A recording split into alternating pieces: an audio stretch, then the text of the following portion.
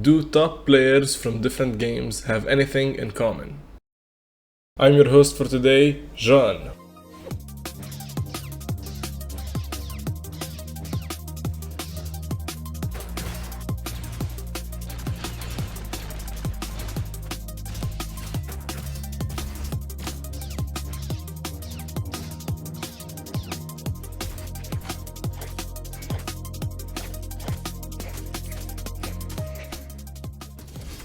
And please welcome our guest, my friend, the honored Cass.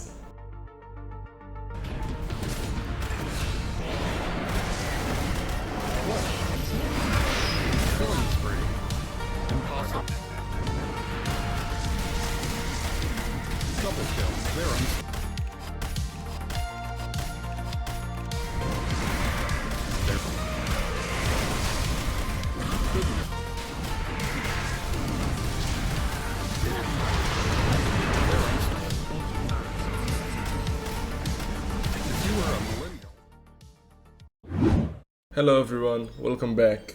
Today's video is one I've been excited about for a long time. I sat down with my friend who reached Immortal in Dota to try and answer something I've been wondering for a while. If two players reach the top of entirely different games from completely different genres, are there still skills that they have in common? So to set the groundwork, I started with a simple question. What do you think makes somebody good at Dota? I think that being good at Dota has many factors to it. The first and most important one is experience. Dota has so many variables and so many heroes and so many abilities, and you just need a lot of hours playing the game, seeing how different heroes play, playing different heroes yourself. Like, you need time to actually learn the game. Another thing is willingness to learn and willingness to improve, and playing the game with the intention of getting better at the game. Like, sometimes you play with or against player and you can just see that he's completely autopiloting and his gameplay is just not coordinated, he's not thinking about the game. And sometimes you just look at the player, maybe it's on your team or on the enemy team, and just damn, this guy's good. Even if he dies a few times, he's resilient, he's a strong player. And that's another thing, which is resilience. A good player, a really good player would, even if you kill him a few times in lane or you hold him back for a bit, he comes back, he keeps playing, he keeps being a menace, and he keeps making solid choices, not just winning the free games, being able to win a game and you just look and, yeah, this guy's why we won. Do you think, when you talk about resilience, do you think that having strong mental has anything to do with it? Of course, the ability to just, reset after a death is crucial. I'm more of a carry player, and sometimes, I make a mistake in lane and I die. And what I think is a very important thing to do afterwards is to just not try to overcompensate for that mistake. It's oh, I died, now I have to go farm this dangerous wave to make up for the death. It's I have to cover this death ASAP. It's this is, instant gratification mentality. I died, now I need some sort of reward to compensate, and then you die again, and then the game completely snowballs out of hand. And it's the humility of, okay, I died, happens, move on. Or it's not about winning every game, it's about really bringing your Best. top form to each game. Yeah.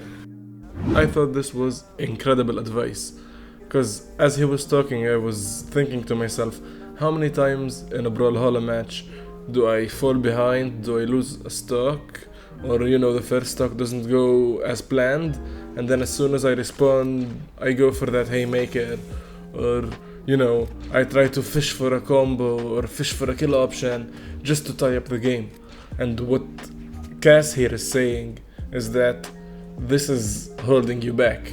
when you fall behind in a game, you should still be playing the same. You should still be playing the best you can. That means, in our case, in Brawlhalla, playing actual neutral and landing whatever hits makes sense to land as opposed to the hits we want to land. So, being resilient, I thought was an incredible word he chose. You must be difficult to beat. You want to give your opponent a super hard time beating you. You want to make it tedious, even if he's leading by 2 stocks, even if it looks grim. You need to give him hell until the end. That's what being resilient means. And if you're resilient enough, sometimes your opponent will crack before you do, and that's how comebacks happen. Like, many people complain that, oh, it's minute 30 and we're 20k behind and we lost 2 sets of racks and like the game is now over. Like, how do you win those games? Like, the thing is that when you play your best and with attention and everything, you will see that the best way to win those games is to not reach that position in the first place. Like, if you play good Dota and resilient Dota for enough time, you will be shocked how many enemies just crumble. Like, you would think that the game is difficult, but if you keep playing solid and make the right moves and not feed your lead and like keep focusing on your own game, sometimes the enemy team would just collapse. Like, and suddenly this game that was supposed to be impossible and everyone is fed and everyone is strong, the enemy team, they suddenly just fall off, and this supposed to be impossible game is a very winnable game now. This happens to the best of us. We all tilt and we all get into L streaks. I know better than anyone. But I was wondering how that affects you and how you deal with multiple losses, or like maybe a period where you're not playing as good. Obviously, me, same as pretty much every Dota player, I also tilt. Like, there is nothing you can do. Dota is a tilting game, and even I sometimes go on mad lose streaks. But what I try to do, especially in periods where I'm like very locked in on getting MMR, is 2 things. First, I limit the amount of loses. Like, I have a rule of 2 loses and you're out. Like, you can lose once and still be in the game, but if you lose twice in a row, like that's it. You're tilted. You're not playing at your best. You might start picking some random heroes and doing shenanigans in rank. That's not the place to do it. Like, even I had I think the day before I reached Divine, I just lost 2 games. Like, that was the entire day. I went in, the enemy had like a Naga Siren twice, I lost, and that's it. Like, I stopped there, and the next day I was more focused. I played like 4 games, one of them got to Divine. And the other thing is that if you look at losing streaks, it's a very common thing to see that they don't have the same hero. Like, when somebody's on a mad lose streak, you see some random heroes in random roles. Like, the guy would play Sand King, and then he would play Skywrath, and then he would play Quop, and then he would play Leshrak, and then it would be just a mess of random heroes that he probably does not know how to play any of them. Because when you tilt, you just want heroes like which are new and fun, and you don't have to think as much. But it's really the recipe for disaster. Like, I really think that you should limit your hero pool as much as possible when you play rank. If you wanna have fun and play random heroes and experience, new heroes and roles and whatever, that's what Unranked was made for. Like, you don't want to experiment in Ranked, especially when you're on a lose streak. Like, limit your hero pool, 2 to 3 heroes max, 1 role. Yeah. That's it. That's it. Like, I totally know what you're talking about. It even happens like in Brawlhalla. In Brawlhalla it's less about rolls but more about like your weapon combination, and I never do it, but I can't lie that the urge is there to basically hop off Lucian and play something else, play an easy what I would call just pick a random hero. Like, you look at my lose. Yeah. You look at all my lose streaks, I just like, fuck it, I don't want to last it anymore. I'm gonna go play support, and it's like 4 losses in a row. Some heroes I have maybe 5 games on each of them. Like, Yeah, it, but it, it's it just a feels stupid fun. idea, yeah. But I feel like you're kind of protecting your ego. It's like, yeah, maybe CK is just not good right now, or maybe Lucian is too difficult, or it's too difficult to play carry. So I'll just hop on something that I think is easy to do, but in reality is just as difficult, probably.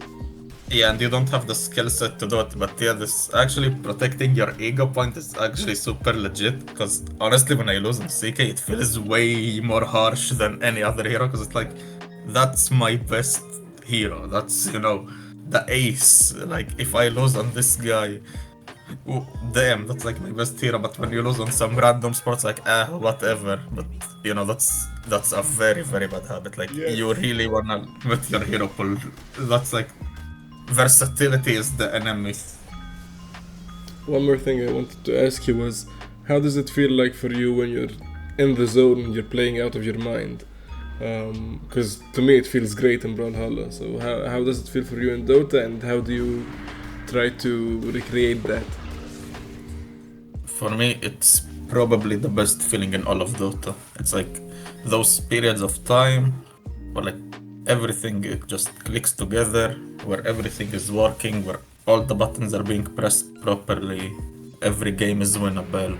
You know exactly what you're doing. You just feel like you're playing on a faster lane than the opponent. Like you're just doing everything better. Like, and with how chaotic of a game Dota is, it's like it's the one time where you feel you have somewhat control of the entire game. Like you can actually decide the outcome of the entire game, even though you have 4 teammates and they're playing against 5 enemies. It's like the pinnacle of Dota, in my opinion. It's like the level you should strive to reach. Like it's difficult and it takes a lot of time, a lot of practice, and obviously also a lot of mechanical skill. But it's probably the best feeling in Dota when you get there.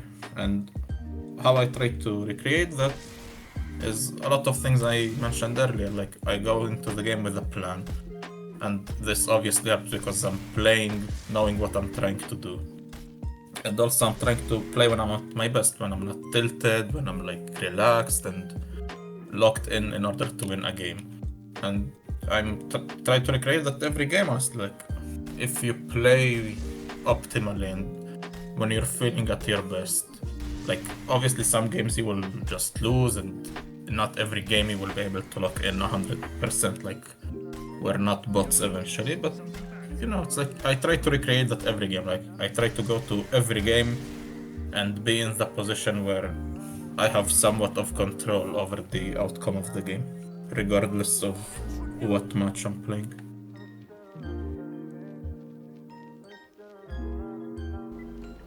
So to conclude this conversation with Cass, I think a lot of what he said, even though Dota is a completely different game than Brawlhalla, it's a team game and a very strategic one, where Brawlhalla is a fighter and a 1v1 game.